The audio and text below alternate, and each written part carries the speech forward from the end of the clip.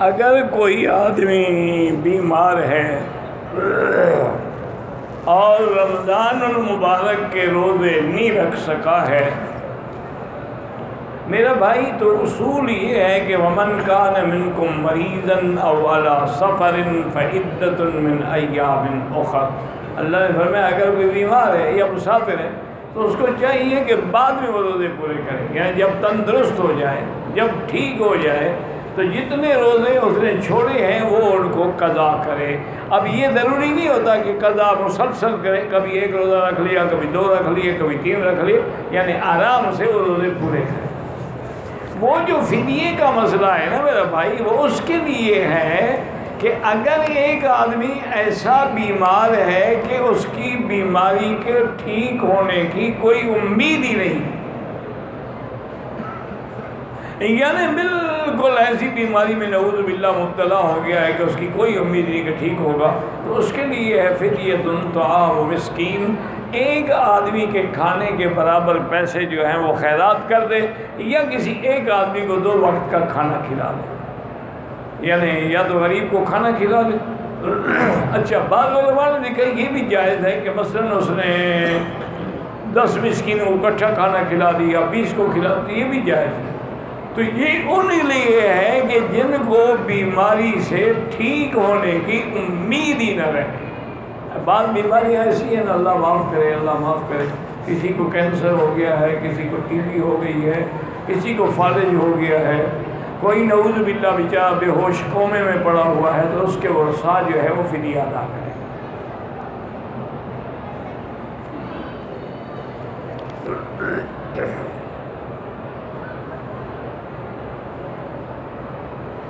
اگر کوئی آدمی مکہ مکرمہ سے جدہ جاتا ہے اپنے رشتہ داروں کو یا دوستوں کو ملنے کے لیے، واپسی پہ احرام باندھنا ضروری نہیں ہے، چونکہ جدہ میقات نہیں ہے، وہ تو میقات سے آپ بغیر احرام کے نہیں آ سکتے۔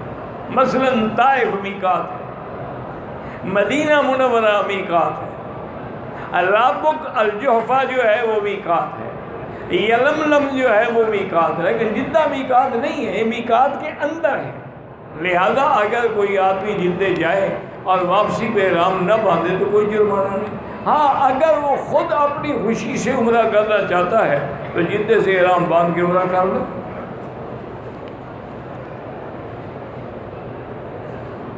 ہاں، اگر کوئی آدمی طائف جاتا ہے تو طائف جو ہے وہ میقات ہے، اور میقات کا قانون یہ ہے کہ حضور پاک نے رحمت دو جہان صلی اللہ علیہ وسلم نے 5 میقات مقرر کیے ہیں۔ آپ نے وقت 5 مواقع، ایک میقات ذوالحلیفہ ہے مدینہ منورہ، ایک میقات جو ہے وہ قرن المنازل ہے، ایک میقات جو ہے وہ اپنا یلملم ہے، اسی طرح ایک میقات جو ہے اب آپ جاتے ہیں نا طائف تو راستے میں وادی سیل ہے تو وہاں یہ میقات ہے۔ تو یہ 5 میقات ایسے ہیں کہ جن سے حضور نے حکم دیا کوئی آدمی بغیر احرام کے نہ گزرے۔ تو اب اگر کوئی آدمی طائف جاتا ہے تو واپسی پہ اس کے لیے احرام باندھنا ضروری ہے، احرام باندھے عمرہ کرے، ورنہ اس کو دم بھی دینی پڑے گی اور پھر عمرہ بھی کرنا پڑے گا۔ اب اس میں کچھ ائمہ کا اختلاف ہے، وہ بھی اچھی طرح سمجھ لیں۔ مثلا امام احمد بن حنبل رحمۃ اللہ علیہ اور امام شافعی رحمۃ اللہ علیہ فرماتے ہیں کہ جو آدمی میقات سے اگر اس کی نیت حج یا عمرہ ہے اور بغیر احرام کے آئے گا تو دم پڑے گی، لیکن اگر اس کی نیت نہ حج ہے نہ عمرہ ہے، محض کسی رشتہ داروں کو ملنے گیا تھا یا سیر کرنے گیا تھا یا نوکری تھی یا ڈپٹی تھی چلا گیا تھا، وہ کہتے ہیں اگر اس نے عمرہ نہیں کیا تو اس پہ دم نہیں ہو، کیونکہ اس کی نیت جو ہے وہ عمرے کی نہیں ہے، اس کی نیت ہی نہیں کی اس نے عمرے۔ لیکن امام ابو حنیفہ رحمۃ اللہ علیہ اس مسئلے میں بھی بہت ہی سخت ہے۔ اصل بات یہ ہے کہ امام صاحب کی ایک عادت مبارک ہے کہ بڑا جامع معنی محتاط فتویٰ دیتے ہیں کیونکہ سب سے پہلے فقہ کی تدوین کرنے والے جو ہے وہ ابو حنیفہ ہیں، جنہوں نے فقہ کو مرتب کیا، باقی تو سب بعد کے لوگ ہیں۔ امام شافعی رحمۃ اللہ علیہ تو امام صاحب کے جو شاگرد ہیں محمد بن ابی حسن شیبانی، اس کے شاگرد ہیں، اور امام احمد بن حنبل تو پھر امام شافعی کے شاگرد ہیں، وہ تو شاگردوں کے شاگرد ہیں۔ امام ابو حنیفہ رحمۃ اللہ علیہ کا بڑا مقام ہے۔ وہ یہ فرماتے ہیں کہ اگر یہ ہماری مرضی پر ہے کہ عمرے کی نیت ہو تو احرام باندھے، نہ ہو تو نہ باندھے، پھر چوکی لگانے کی ضرورت ہی کیا تھی؟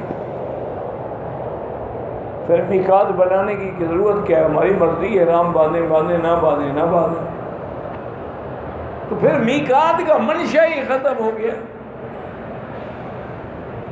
اور دوسری وہ یہ دلیل دیتے ہیں کہ کیا حضور پاک نے خاتم الانبیاء امام الانبیاء علیہ الصلوۃ والتسلیم نے ساری زندگی کبھی میقات سے بغیر احرام کے گزرے ہیں؟ صرف مکہ جب فتح ہوا ہے، حضور پاک جب لشکر لے کے آ رہے ہیں تو آپ نے احرام نہیں باندھا، لیکن آپ نے وضاحت کر دی کہ اللہ نے مجھے اجازت دی ہے کہ میں احرام نہ باندھوں، اور یہ رخصت میرے لیے ہے، بس ختم ہو گئی، میرے بات کسی کے لیے نہیں ہے۔ تو جب حضور پاک نے بغیر کسی احرام کے میقات سے کبھی تجاوز نہیں کیا، اس لیے وہ فرماتے ہیں کہ ہر حال میں آدمی میقات سے جائے تو احرام باندھ کے ہے۔ ہاں وہ کہتے ہیں کہ اس کے لیے گنجائش ہے کہ مثلاً ایک ڈرائیور ہے، روزانہ طائف جاتا ہے، روزانہ وہ مدینہ منورہ جاتا ہے، اب روز تو وہ عمرہ نہیں کر سکتا، اس کے لیے گنجائش ہے کہ احرام نہ باندھے، ورنہ وہ کسی کو رعایت نہیں دیتے۔ اچھا، اب آپ ٹھنڈے دل سے، اللہ پاک آپ کو بھی مجھے بھی تعصب سے اور بغض سے بچائے، ٹھنڈے دل سے سوچیں کہ قیامت والے دن ایک مجتہد کا اجتہاد ہے کہ باندھے باندھے نہ باندھے نہ باندھے، ایک کا ہے کہ لازم باندھے، لیکن قیامت میں تو ایک ہی سچا ہوگا نا، اللہ کے ہاتھ میں جب فیصلہ ہوگا تو پھر ایک کا ہوگا نا۔ اچھا، اگر قیامت میں یہ فیصلہ ہو گیا کہ بھی احرام باندھنا اس کی نیت پر ہے کہ اگر عمرے کی نیت ہو تو احرام باندھے، نہیں باندھا تو کوئی حرج نہیں، تو جس نے عمرہ کیا ہے اس کو گناہ تو نہیں ہوگا نا، اس کو ثواب تو ملے گا نا۔ لیکن جس نے، اگر اللہ کے ہاں یہی فیصلہ ہوا کہ احرام باندھنا ضروری تھا، تو اب جس نے نہیں کیا وہ کیا کرے گا؟ اس لیے میں نے آپ کو عرض کیا ہے نا کہ فقہ حنفی میں بڑی جامعیت ہے، یعنی ایسا فتویٰ دیتے ہیں کہ چلو بھائی ٹھیک ہے، قیامت میں یہی فیصلہ ہو گیا کہ امام شافعی کا قول سچا ہے تو امام صاحب کے احرام باندھنے کا گناہ تو نہیں ہوگا۔ اچھا، پھر چاروں امام بھی یہ کہتے ہیں کہ میقات سے بغیر احرام کے نہ گزرے، افضل یہی ہے، ان کے نزدیک بھی افضل یہی ہے کہ احرام باندھے، تاکہ اصل بات کیا ہے کہ اللہ نے ایک نظام رکھا ہے اس گھر کی عظمت کو ظاہر کرنے کے لیے کہ پاگلوں کی طرح نہ بھاگتے ہوئے آ جاؤ، نہیں، احرام باندھو، چادریں باندھو، لبیک پڑھو، اب ادب سے چلو، اب سوچ رہا ہوں کہ میں اس دربار میں جا رہا ہوں، تاکہ اس کی عظمت جو ہے وہ تمہارے سینے میں پہلے سے بیٹھ جائے۔ تو بہرحال یہ ہے کہ بہتر یہی ہے، سب کے نزدیک طائف جاؤ تو واپسی پہ عمرہ کرو۔ بھائی تصویریں نہ بنائیں تو زیادہ بہتر ہے، لیکن اگر کوئی تصویریں دین کے لیے ہیں، مثلا نماز دکھائی جا رہی ہے، درس ہو رہا ہے، قرآن ہو رہا ہے، تبلیغ ہو رہی ہے، تو اس کے لیے علماء نے اجازت دی۔ باقی یہ ہے کہ ویسے فیشن کے لیے بنانا، سیلفیاں بنانا، عورتوں کے ساتھ کھڑے ہو کے بنانا، وہ ناجائز۔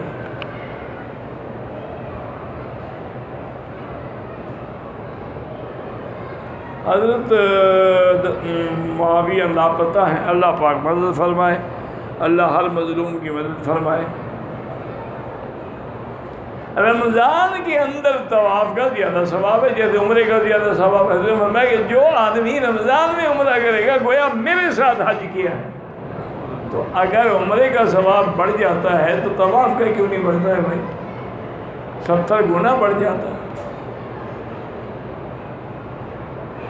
کہتے ہیں جی کہ سحری جو ہے، سحور جو ہے، وہ صبح کی یہاں جو اذان جب ہوتی ہے نا، عین صبح صادق کے وقت ہوتی ہے، اس سے 5 یا 10 منٹ پہلے بند کر دو. احتیاط اسی لیے یہاں حکومت پہلے باقاعدہ 20 منٹ پہلے گولے چلانے شروع کر دیتی ہے کہ اب سحری بند کرنے کا وقت آ گیا. وہ تو ہوتا ہے کہ اگر کوئی آدمی مثلاً پانی پی رہا تھا تو اللہ اکبر اسے بند کر دیا تو روزہ ہو جائے. یہ معنی نہیں ہے کہ ایسا کرتے رہو. وہ تو اتفاق ہے نا، انسان نیند دیر سے کھلی، آنکھ دیر سے کھلی، پانی لیا، ابھی اس بیچارے نے 1-2 گھونٹ بھی اللہ اکبر بند کر. ورنہ جو اصول ہے وہ یہی ہے کہ اذان سے تقریباً کم از کم 5-10 منٹ پہلے بند کر دیں.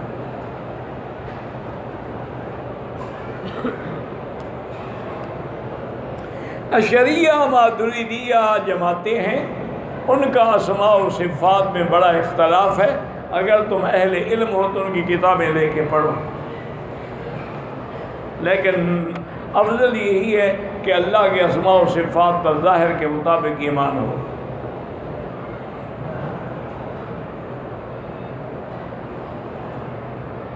کہتے تھے کہ ہم 3 بھائی ہیں، شادی شدہ ہیں، ایک ہی حویلی میں رہ سکتے ہیں، اکٹھے تو نہیں رہ سکتے، اکٹھے تو کھانا پینا نہیں کھا سکتے. اس کی بیوی سے تمہارا لیے پردہ ہے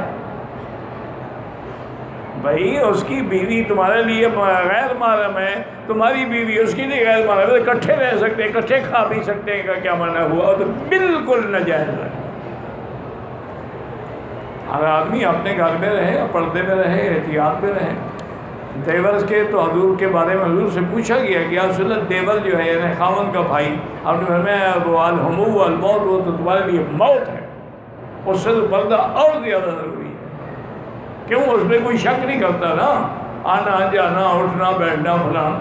جیسے آج کل تو عام مثال ہوتی ہے کہ جی سالی جو ہے وہ آدھی گھر والی ہوتی ہے. آج کل تو لوگوں نے مثالیں بنا دی ہیں. بالکل حرام ہے، ایک دوسرے کے سامنے نہیں آ سکتے. وہ اپنی بیوی کے ساتھ بیٹھ کے کھانا کھائے، وہ اپنی بیوی کے ساتھ کھائے. یہ تھوڑا ہے کہ بھائی ہو تو لہٰذا سب بھائیوں کے لیے سب کچھ حلال ہو گیا. جو حلال ہے وہ حلال ہے، جو حرام ہے وہ حرام ہے.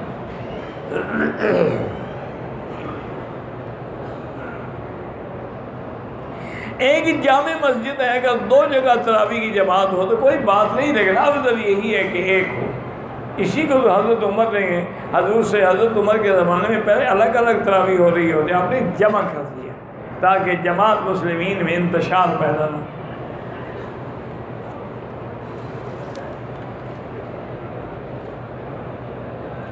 اگر ہم طواف کر کے حضور کو ہدیہ بھیج، ٹھیک ہے، بالکل، اللہ پاک آپ کو جیسے آپ کے سلام درود پہنچتے ہیں وہ بھی پہنچے گا.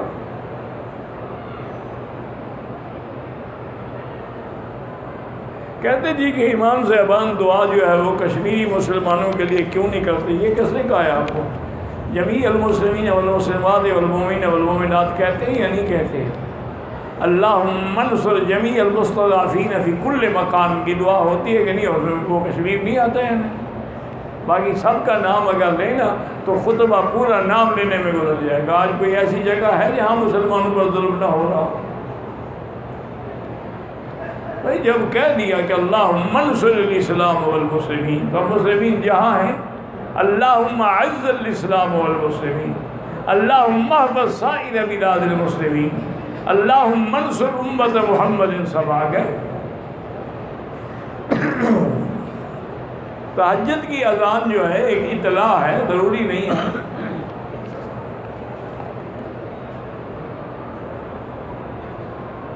یہ طائف کا مسئلہ میں نے بیان کر دیا ہے. ایک چھوٹی بچی کو سعودیہ میں چھوڑ گیا ہے، والدہ اور اس کے پتہ نہیں کے پاس 3 سال واپس نہیں آیا. اب عورت جوان ہو گئی ہے، والدہ اور بہنوئی میں کفالت میں ہے، بالکل قاضی کے پاس محکمے میں عدالت میں چلے جائیں، جا کے درخواست دیں، قاضی خود اس کا وکیل بن کے نکاح کر دے گا۔ جس کے والدین مثلا نہ ہوں یا اس کا وکیل کوئی نہ ہو تو حکومت کا حق ہے کہ وہ عدالت میں جو قاضی بیٹھے ہیں وہ خود اپنی وکالت میں اس کا نکاح کر دیں۔ وہ تحقیق کر لیں گے کہ سچی بات کتنا ہے۔ ہر نماز کے بعد اگر ہم قل هو اللہ احد پڑھیں اور والدین کو ثواب بھیجیں، کوئی حرج نہیں، بالکل پڑھا کریں۔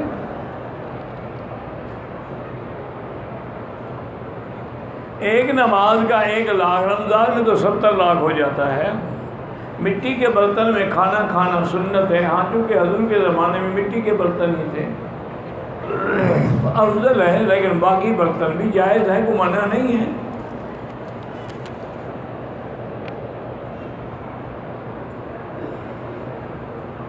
مسجد عائشہ سے عمرہ کیا، اس آدمی کو پتہ نہیں کتنے چکر طواف کے کیے، صفا مروہ کے کتنے چکر کیے، چاہیے احرام کو دوبارہ عمرہ کرے، اس کو پتہ نہیں ہے تو مجھے پتہ ہے۔ یعنی عجیب وقت، دوبارہ کرو جب تمہیں پتہ ہی نہیں ہے کتنے چکر کیے ہیں۔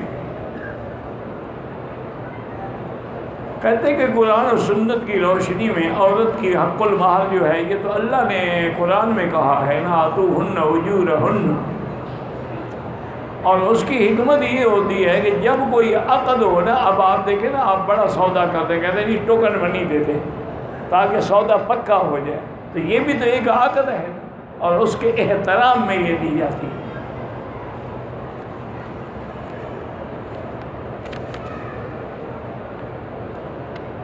کہتے ہیں جی کہ میاں بیوی ایک دوسرے کے بدن کو، شرمگاہ کو بھی دیکھ سکتے ہیں۔ ہاں جی بالکل دیکھ سکتے ہیں۔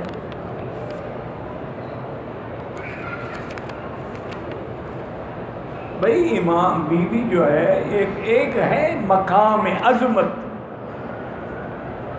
وہ تو بہت بلند ہے کہ بی بی عائشہ فرماتی ہیں کہ واللہ مجھے اللہ کی قسم ہے، میں نے حضور کا بدن شرمگاہ میں بھی نہیں دیکھی اور حضور نے میری شرمگاہ پہ کبھی نظر نہیں ڈالی۔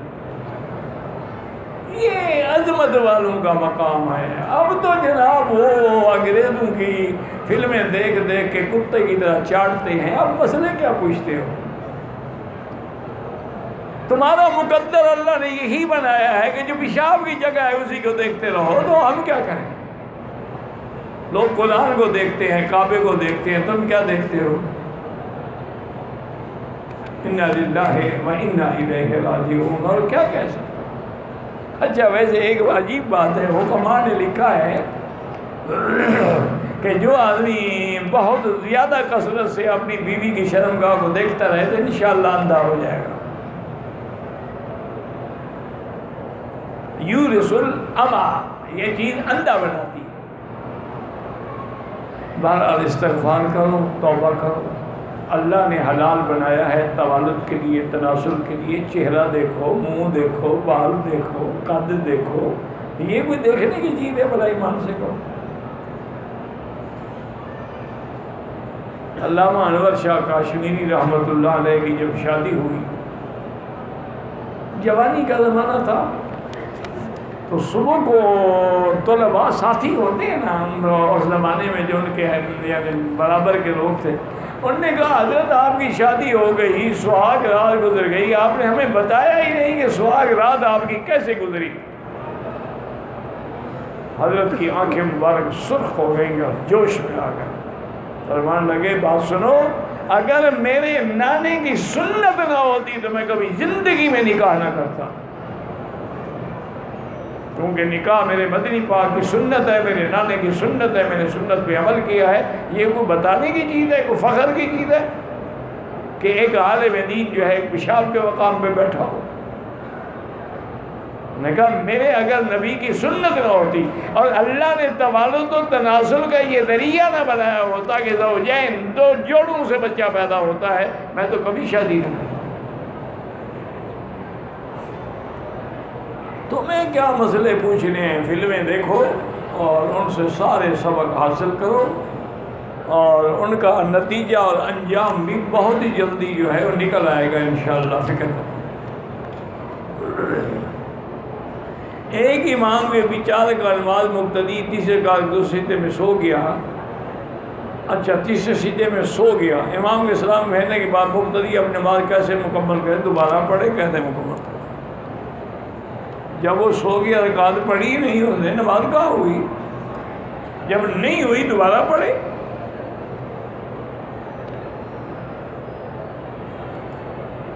احرام باندھنے کے بعد 2 رکعت نفل جو پڑھنے ہیں، جب نیت کر لے تو سر پہ کپڑا نہ ڈالے، پہلے کیوں نہ کپڑا ڈالے؟ ابھی تو 2 رکعت سنت احرام پڑھ رہے ہو، احرام تو تم نے نہیں باندھا۔ احرام تو تب ہوگا جب سلام پھیر کے کہو گے لبیک بعمرۃ لبیک اللہم لبیک، اب کپڑا اتار دو۔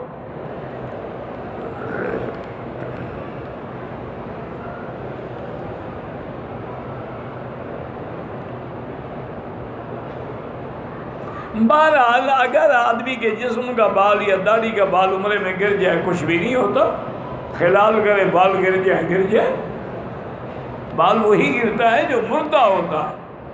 عمرے کی حالت میں، احرام کی حالت میں اپنے ہاتھ سے بال نہ کاٹو، اس طرح نہ لگاؤ، خود نہ توڑو، گر گیا۔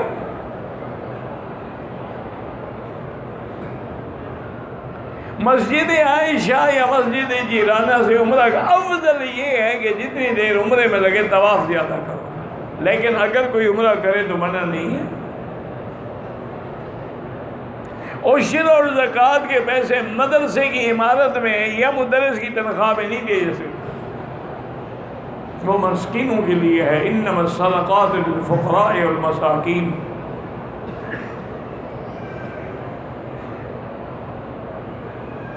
کسی طرح کی منت مانگ سکتے ہیں اولاد کی، اللہ کے نام پر جو بھی منت مانو وہ جائز ہے،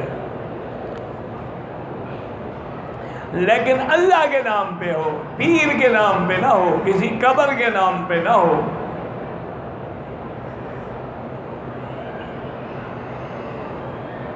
جو تو قرآن میں ہے اللہ کے بندے، انی نذرت لک ما فی بطنی محررا، بی بی مریم کی اماں نے منت نہیں مانی۔ اللہ کے لیے منت ماننا تو منع نہیں ہے، غیر اللہ کے لیے منت ماننا شرک ہے۔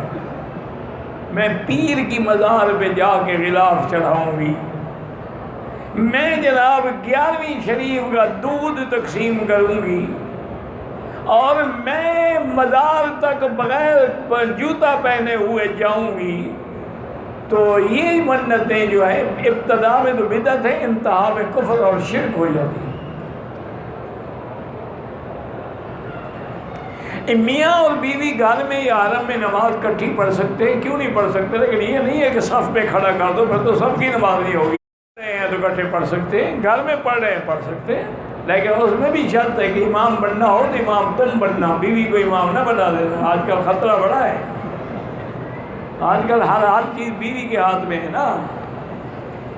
آج کل تو خرچہ بھی بیوی کے ہاتھ میں، تنخواہ لا کے پیش کر دیتا ہے یتیموں کی طرح، اب آگے اس کی مرضی ہے کہ وہ اس کو کھانے پینے کے لیے دے یا نہ دے۔ جب تم نے سنت چھوڑ دی نا، اللہ نے ذلیل کر دیا ہے، اور تم کے جوتے اٹھا کے پیچھے چل رہے ہوتے ہیں، یتیم بچے جاتے ہیں۔ اللہ نے کہا تھا کہ الرجال قوامون علی النساء، ہم نے مردوں کو قوام بنایا ہے، تم نے عورتوں کو بنایا، نتیجہ دیکھ لو۔ پاکستان سے عمرہ ادا کیا، پھر مدینے سے واپسی میقات سے احرام باندھا، عمرہ ادا کیا، تیسرے عمرے کے لیے احرام کہاں سے باندھیں؟ پھر طائف چلے جاؤ، وہ بھی میقات کا عمرہ ہو جائے گا، ورنہ مسجد عائشہ یا جیرانہ سے بھی کر سکتے ہو۔ ہم پاکستان سے 20 دن کے لیے آئے، اگر 20 دن ایک جگہ رہنا ہے تو آپ مقیم ہو گئے، نماز پوری پڑھیں گے، لیکن 10 دن ادھر ہیں، 10 دن ادھر ہیں، 5 دن ادھر ہیں، پھر مسافر ہیں۔ طواف کا ثواب ایسے ہے جیسے کوئی ایک غلام خرید کر کے اللہ کے نام پہ آزاد کر دے۔ اب خود اندازہ کرو غلام کتنے کا ملے گا، اور ملے گا کہاں؟ اب یعنی جہنم سے آزادی ہے نا، غلام کو آزاد کرو، گویا کہ تم نے اپنے آپ کو جہنم سے آزاد کرا دیا۔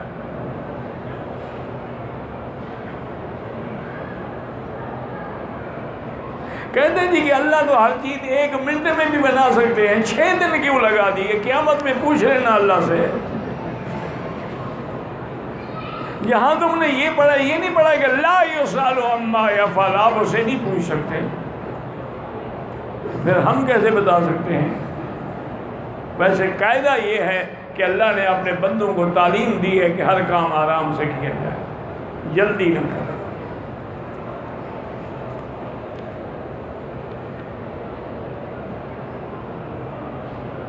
اگر ہم طواف پڑھ کر رہے ہیں یا قرآن پڑھ رہے ہیں تو زندہ شخص کے لیے دعا کرو اللہ کے بندے، اللہ اس کو بھی پڑھنے کی توفیق دے اجر سے۔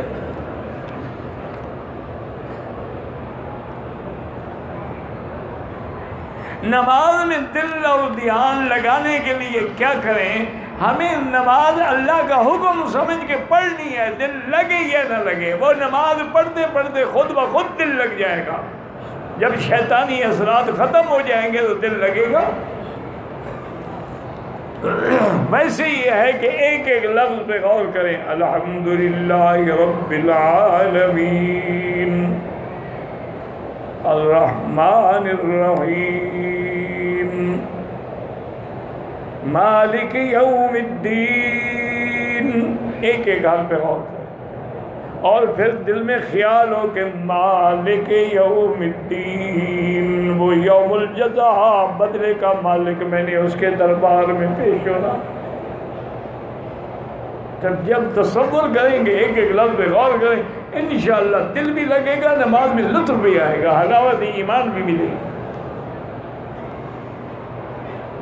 موبائل میں تصویریں نہ کھینچیں، کوئی ضرورت نہیں ہے، کوئی ضروری ہو، دین کا کام ہو۔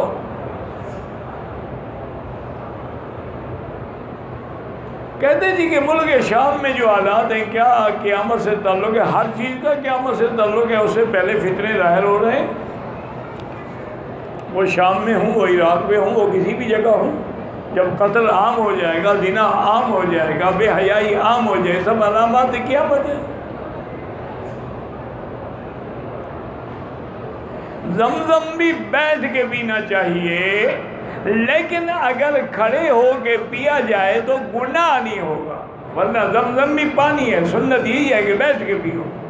لیکن کسی نے کھڑے کھڑے پی لیا، کیونکہ حضور نے کھڑے ہو کے پیا ہے، لہذا گناہ تو نہیں ہوگا۔ لیکن وہ محدثین فرماتے ہیں حضور نے تو اس لیے کھڑے ہو کے پیا کہ آپ کنویں پہ کھڑے تھے، نیچے پانی تھا، بیٹھنے کی جگہ ہی نہیں تھی۔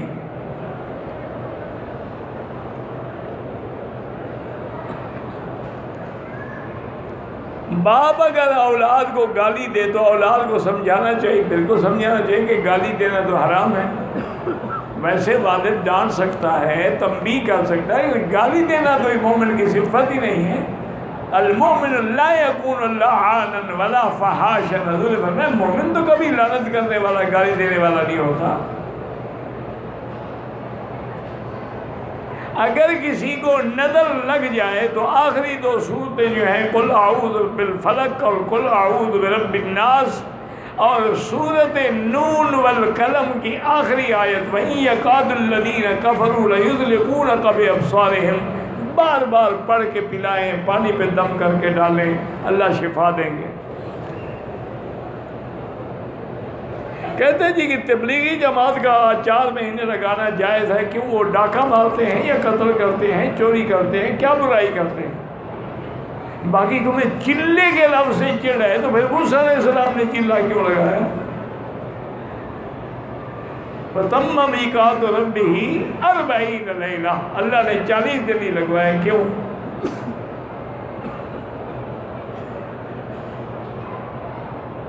تھوڑی تھوڑی دیر میں نماز پڑھتے وقت وضو ٹوٹ جاتا ہے، شک کو آگ لگاؤ، لا حول پڑھو۔ اگر حقیقتاً ٹوٹ جاتا ہے تو ہر نماز کے لیے نیا وضو کرو۔ اب جب مغرب کا وضو کرو گے تو عشاء تک پڑھتے رہو، چاہے ٹوٹ جائے چاہے باقی رہے۔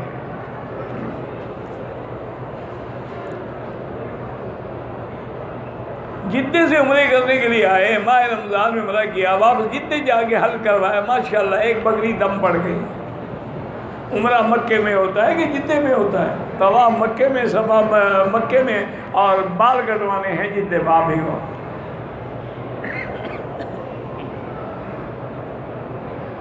نمازیوں کے آگے گزرتے ہیں، نہیں گزرنا چاہیے، مجبوری ہو تو سجدے کی جگہ سے دور ہو کے گزر جائیں۔ نماز پڑھتے وقت کھولنے کے لیے ٹخنوں کو کھولنے کے لیے پینٹ لپیٹا جائے، پہلے ڈھکے کیوں جائے؟ نماز ہو یا نہ ہو ٹخنوں کا ڈھانپنا تو حرام ہے۔ ویسے ہی یاد رکھیں کہ پینٹ پہننا جو ہے یہ کوئی اچھی علامت نہیں ہے، ایک ہے مجبوری، کمپنی کا آرڈر ہے، نوکر ہے، ملازم ہے، کوشش کیا کریں گے بچے، اور یا پھر ایسا کیا کریں کہ جیسے ہمارے برونائی والے کرتے ہیں نا، ملیشین کرتے ہیں کہ اس کے اوپر ایک نماز کے وقت لنگی باندھ لیتے ہیں تاکہ صحیح نماز ہو جائے۔ اللہ نے سطر کے لیے بنایا ہے نا، پینٹ میں تو ٹانگیں الگ الگ ظاہر ہوں گی، سطر کہاں رہا؟ پینٹ پہننے سے دو ٹانگیں کٹھی رہتی ہیں، الگ رہتی ہیں، تو سطر تو نہ رہا نا، ٹانگیں الگ ہو گئی۔ خاص طور پہ عورتوں کی اگر ہوں تو انا للہ و انا الیہ راجعون۔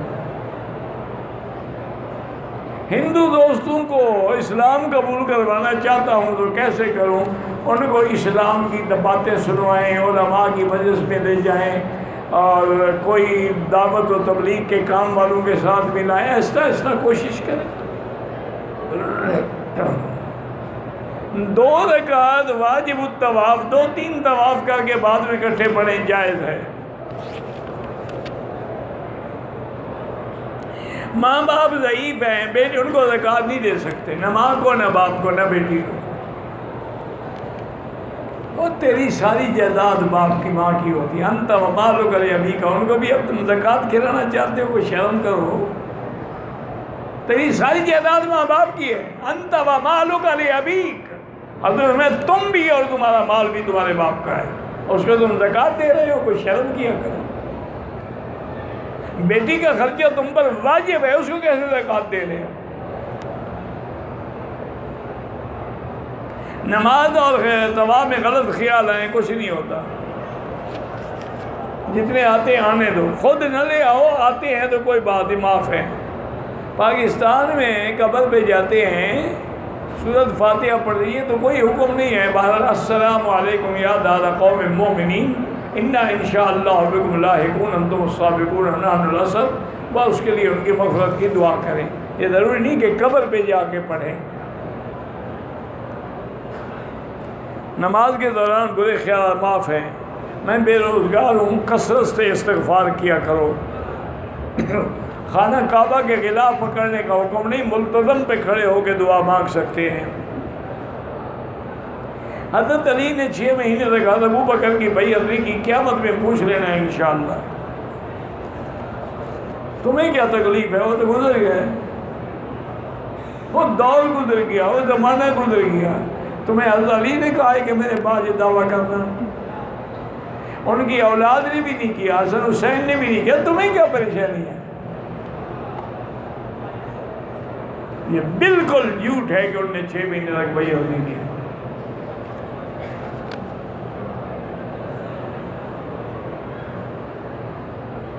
ایک حدیث میں آتا ہے کہ حضور نے فرمایا کہ یہ تم کیوں ہاتھ اٹھاتے ہو، مالی اراغ مرافع ایدیکم، بہرحال جو کرتے ہیں ان سے بھی نہ جھگڑو، جو نہیں کرتے ان کے گلے میں رسا نہ ڈالو۔ میں کافی لوگوں کا مقروض ہوں، استغفار زیادہ پڑھو، انشاءاللہ قرضے اتر جائیں گے۔ بہرحال وتر 2 رکعت پڑھ کے سلام پھیریں، ایک الگ پڑھیں، جائز ہے، ملا کے پڑھیں، دونوں حدیث میں ثابت ہیں، لہذا اعتراض کسی پہ نہ کرو۔ کہ علماء دیوبند کی کوئی کوتاہیاں ہیں، غلطیاں ہیں تو علماء دیوبند موجود ہیں، مدرسہ موجود ہے، معلومات کر لیں۔ یہاں پر بھی جو علماء ہیں، جمہور امت کا مسئلہ یہی ہے کہ 3 طلاقیں 3 ہوتی ہیں۔ سلام کرنے کا صحیح طریقہ یہی ہے، السلام علیکم ورحمۃ اللہ وبرکاتہ۔ ذہن کو صاف کرنا ہے، استغفار زیادہ پڑھو، لا حول ولا قوت زیادہ پڑھو۔